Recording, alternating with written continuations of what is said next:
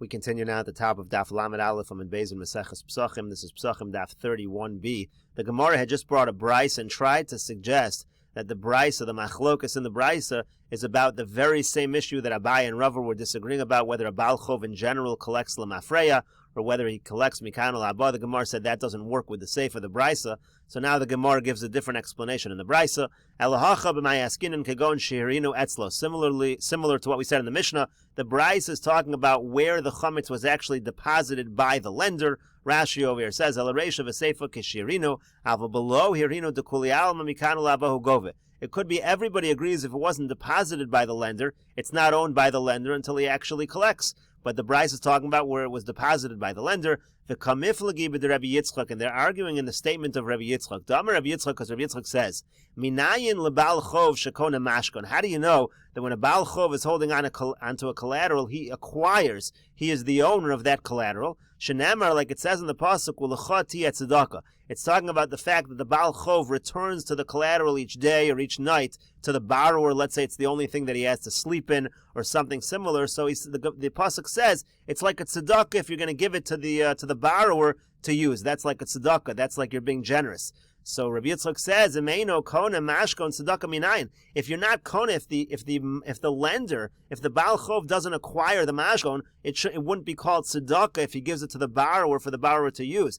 By calling it tzedakah, you're showing that a Baal Chov is kona the mashkon. So mikan leBaal Chov shekona mashkon. So Rabbi Yitzchak says, from here we see that a Baal Chov acquires the mashkon. So that's a principle that Rabbi Yitzchak lays down. So now the Gemara explains how that's a machlokas in the brisa. Tanakama Savar, the Tanakama holds, Hani Mili Yisrael mi Yisraelhu. That only applies that a Baal Chov is Kona Mashkon, a Yisrael who lends a Yisrael. To Karina Be'o L'chati et Tzedakah. That's where the pasuk, that it's a tzedakah when you give it to the borrower, that's where that pasuk applies. Aval Yisrael mi Nachri lo kani. But if Yisrael, let's say, lends to a non-Jew and he takes the collateral from the non-Jew, there is no kinyan. That's what the Tanakama holds. Since there's no kinyan, it's not chametz shavar alav Pesach, it's not a problem. Rabbi Meir savar, but Rabbi Meir says kal v'chomer. No, it's a kal v'chomer. Yisrael mi Yisrael kani. If a Yisrael who lends a Yisrael acquires the mashkon, Yisrael mi nachri lo kol shekain. Certainly a Yisrael lends a non-Jew will also acquire, and therefore Rabbi Meir says when a Yisrael is the lender and he takes a mashkon from the non-Jew, it is going to be a problem of chametz shavar alav Pesach. Now, what about the Seifa where the Nachri is the lender? Avol Nachri shehilvas Yisrael al chemtzo. But if you have a Nachri who lends a Yisrael and he takes the chametz of the Yisrael as a collateral, achar Pesach divrei akol over. Everybody agrees that in that situation it's considered as if it belonged to the Jew throughout Pesach, because Hasam over there vaday Nachri mi Yisrael lo kani. Certainly the Nachri does not acquire from the Yisrael. There's no reason whatsoever to say that there's an acquisition of the mashkon by the non-Jew.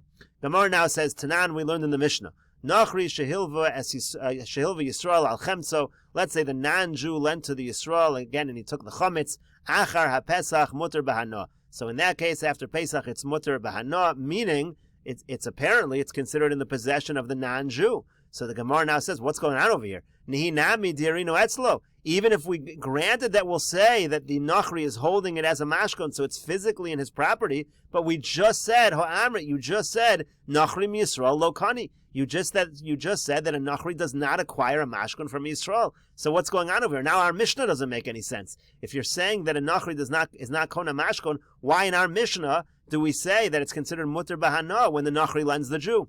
So to that, the Gemara answers, Lokash, it's not difficult. It depends if you use the word me'achshav, if you say from now. Rashi over here explains, Lokasha masnisin damar lekeshirinu etzlo. In our Mishnah, when the non-Jew took possession of the chametz, he said to him, Im loeten loch ad yom ploni yehei shaloch me'achshav. The Jew said, if I don't pay you back, then retroactively this will be yours. In that specific scenario, it's considered to belong to the non-Jew retroactively. Hilkach nachri shilvas Yisrael kam lechametz b'rishus nachri. Therefore, the nachri has a rishus over it. Yisrael shilvas hanachri kam le b'rishus Yisrael. And Yisrael, of course, the other way around. When he's the lender, he has the rishus over it. Brayso de lo amar le me'achshav. Now the brayso, there was no statement of me'achshav. Ela kashar mashkon is just treated like a general mashkon. Nasnu lo, he gave it to him standard. V'kavalo zman, he said it a certain date. Shim lo yifra lo yigvacho mashkon. If you don't pay me by this date, then he's going to collect the mashkon as the debt. V'yasham oso b'damim, that's going to be evaluated instead of the money. Hilkach b'nachri shilva Yisrael divrei hakol afilo para le'asr le'Yisrael lehanos mimenu dechol yemos ha'pesach shel Yisrael haya. In that situation, if the nachri is the lender, it's considered to have belonged to the Jew throughout Pesach. The mikanu lahabohu go over, the collection is only from now and onward. And we said, just the fact that the nachri has it, a nachri is not kona mashkon. V'Yisrael shehilveh. Now, if Yisrael is the lender pligi, then there's a machlokas in the brisa. Man das or savar keven sherino balchov kona mashkon. One holds there is a kinyan. V'lekal ameimar hacha mikanu laba gove. There is no mikanu laba because he actually has it by him. Uman deshari kasav Yisrael minachri lekat tzedakah. The other one says that a Yisrael from a non-Jew is not kona mashkon, it's only a Yisrael from a Yisrael. And the Gemara continues,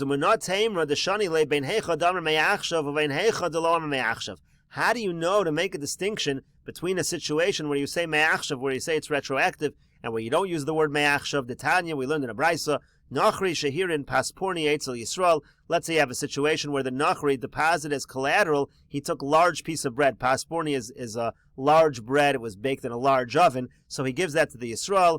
Eino over, so in that case, again, there's no transgression. It's considered to be in the possession of the Nachri the whole time. V'imamar lo higatich, but if he says higatich, Rashi says higatich is just another way of saying me'achshav. He says that if I don't pay you back, then from now, it's considered in your possession. Over, then in that situation, there is a transgression because it's considered in the property of the Yisrael throughout Pesach. So, ma'ishna reishu, ma'ishna seifa. What's the difference between the reish of this brisa and the seifa of the brisa? Elalav shma minah, shani heicha damar le'me'achshav, leheicha de lo amar le'me'achshav shma minah. You see from here, there's a difference between when you say me'achshav and when you don't say me'achshav, and the Gemara concludes, that is indeed the case. Tan Rabbana, we learned in a brisa, chanus shel Yisrael, umile shel Yisrael. Let's say you have a store that belongs to Yisrael, and the food that's in the store also belongs to Yisrael. Upoale nachrim nichnasin l'sham. And the workers who work there, they happen to be not Jewish. So chametz shenimtza sham achar Pesach aser bana.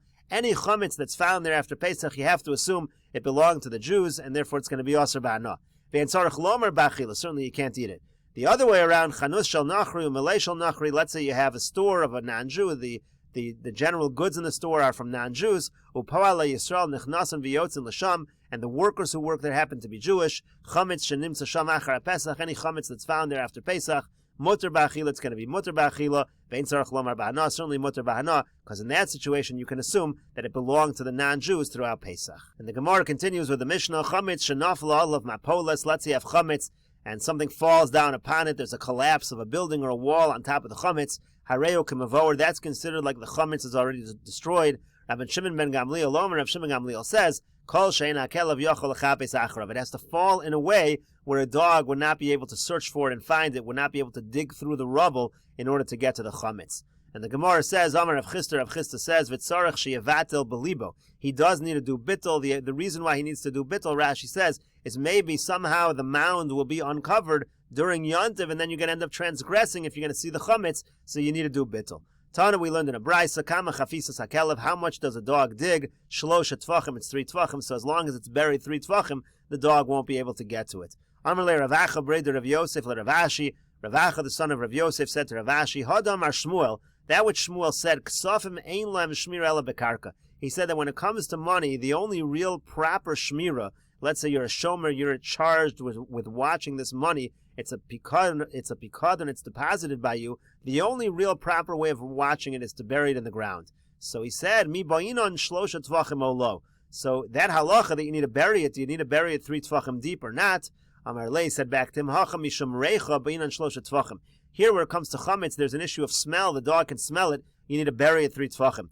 Hasa mishum echsuye me'enahu. But when you're burying money, it's just trying to cover it from the eye. The low boy shlosha, you don't need 3 tvachim. The kama, so how much do you need? Amar Rafram bar Papa. Rafram bar Papa says, Misichra, he said, he was from Sichra. He said, tefach, you have to bury it. 1 tefach. Rashi over here says, Ksafim shall pikadon ein lam shmir ela bekarka. When it comes to money, that's a deposit that you're watching. You can only guard it properly by burying it. V'imlo nasan bekarka v'yavdu pshia yetzlo. If you don't put it in the karka and it gets lost, that's considered negligence. V'chayiv, you be chayiv. The shomer chinam chayiv b'pshia. A shomer chinam is chayiv for negligence. Misham reicha shakelev meiricho mechato masiya. When it comes to chametz, we're afraid a dog's going to smell it and dig it up. And again, like we said, misichra, that was the place, that was the area, makam, that was the place where Rafram bar Papa was from. And the Gemara continues with the Mishnah, Ha'ochel trumas chametz bepesach. Let's say somebody eats chametz that also happens to be truma on Pesach. Now the halacha is, there's a difference between someone, let's say someone who's not a Kohen, eating truma b'shogeg or eating it b'mezid. So b'shogeg, if he eats it by mistake, meshalem karen v'chomesh. Even though its chametz has no value whatsoever, you're going to have to pay back the principal in a fifth. B'mezid, but in contrast and counterintuitively, if he eats it on purpose, pater mitashlumin umidmei eitzim. He's completely pater. He doesn't have to pay for the value of the truma. He doesn't even have to pay for the value of the truma if it would have been used as firewood. It's considered to be valueless because on Pesach, chametz is aser b'hana. Rashi over here explains, b'shogeg, sheshagag b'truma. The case over here is he made a mistake in the sense he didn't realize it was truma. Now he might have realized it was chametz and he might have eaten the chametz in that sense on purpose, but he didn't realize he was eating truma. Meshalem karen v'chomesh, he pays the principal back plus a fifth. V'af agav de lo have a shav yomidi. Even though it doesn't have any value. The chametz b'Pesach aser b'hana, because it's aser to get any benefit from chametz on Pesach. Miu shogeg the truma d'chsive v'chamishiso Yosef olav v'nasan lakoines hakodesh davar haroi lios kodesh she'eno yochel l'shalim lo hamos el ha'peiros. When it comes to paying back truma that you destroyed, the actual way to pay it back, you don't pay money. You're not even allowed to pay money. You have to pay back the fruit itself. You pay back the same volume of fruit. But tashlum and nas and truma, that which you pay back actually becomes truma, kedel kamon, like we'll say later. So in that situation, lav lefi damim mishalim, ela lefi mida mishalim. You're not paying value. You're paying the amount in terms of the volume, in terms of the measurement. Hilkach lav basar dam mazlin. So we don't care that it was worth nothing. You still have to pay back. However, b'mezid shehezid b'truma afilu shagag b'chametz. If you knew it was truma, even if you didn't realize about the chametz, poter min ha'tashlumin, he doesn't need to pay back. Umidmei eitzim im truma tameya. He let's say it's truma tameya, so you couldn't eat it anyway. Meshalim lo dmei eitzim. You don't pay back the value that it could be used as firewood. Shaisarula hesek tachas tavshili. You could have lit it as a fire underneath what you were cooking. Mishum the truma mezid ein b'chomesh vein tashlum lechapara vein nas and truma. When it comes to paying back truma v'mezid, there's no din of a fifth. You're not really. It's not an issue of kapara. It doesn't become truma. You just pay back the value. The gabe chomesh b'shkagaksiv. The halach of chomesh is only by mistake. Aval mezid ein el kashar gazlan. If you consume the truma b'mezid, you're just like a regular thief. Bialma, like a normal thief. Mashali mos lefi dam, you pay the value. V'lo lefi amida, not the amount, not the volume. The chametz b'Pesach la bar damim. Now, of course, chametz on Pesach has no value. The aser b'hana, because you can't get any benefit. V'afla hesek la v'chazila, you can't even use it for fire.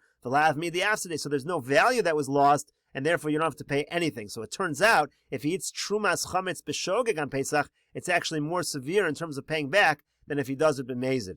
Gemara says, Tanan Hassam, we learned in a mission over there, Ha'ochel truma b'shogeg, if somebody eats truma by mistake, Meshalem karen v'chomesh, he has to pay the principal plus a fifth, Echad ha'ochel, whether he eats, V'echad ha'shosa, whether he drinks, and we'll continue with this discussion in the next video on Daf Lamed Beis Amud Aleph.